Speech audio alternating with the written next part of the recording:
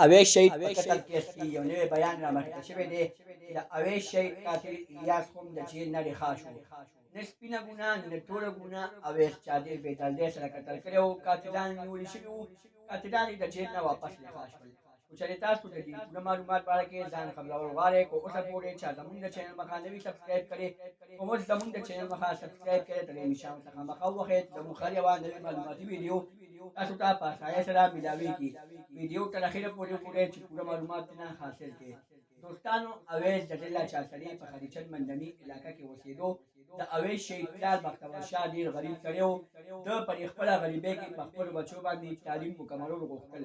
همدارنګې روان و د اویس شهید ټیم 12 و. د اویس شهید په دغه وخت کې 12 کې تعلیم کولو. اویس شهید پلار غوښتل چې زما بچي سبا د پاکستان دپاره یو داسې کارنامه وکړي، یو داسې کار وکړي د پاکستان نومونه روښانه شي. همدغرنګې د اویس د پلار په سوچونو باندې ډېر ښه روان و. چا ظالمانو د پلار سوچونو ته پرې نه غوښتو او ډېر بېدردۍ سره یې تناک قتل کړو. دوستانو، د اویس نه سپینه ګناه نه توره ګناه او ډېر بېدردۍ سره یې قتل کړو.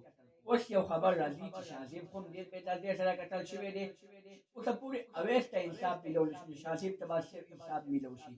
دوستانو، د اویس شهید دوه قاتلان اسد او زین العابدین د دې نه مخکې رخصت شوي وو.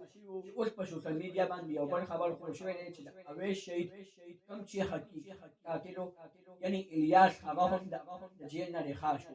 دوستانو، د اویس شهید درې واړه قاتلان د جیل نه رها شول.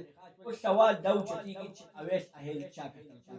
د اویس اصلي قاتلان څوک وو؟ دوی په هغه وخت کې یو داسې پراپیګنډه شروع کړې وه. پولیسو داسې ویلي وو چې د اویس شهید اصلي قاتلان اسد، زین العابدین او الیاس دي. دوی منلې وه، دوی ومنله او بیا د هغه منلو نه بعد دا نن رها کړل.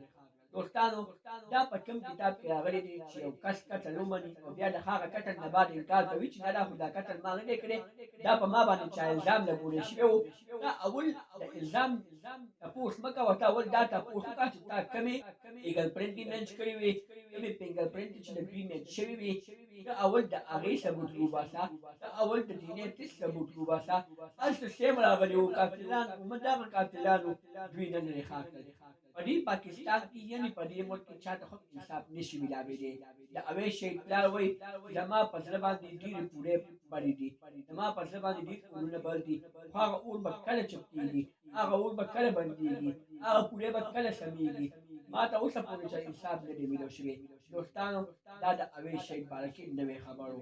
زموږ دا ویډیو خوښه شوي وي، زموږ د چینل مخه سبسکرایب کړئ، د دې نشان څخه مخه ووهئ. زموږ هر یوه نوې معلوماتي ویډیو تاسو ته په اسانۍ سره میلاویږي. ویډیو خوښه شوي وي، زموږ د چینل مخه خامخا سبسکرایب کړئ. دعاګانو کې مې یاد ساتئ. میلاویږو بله ویډیو کې. د اوس سره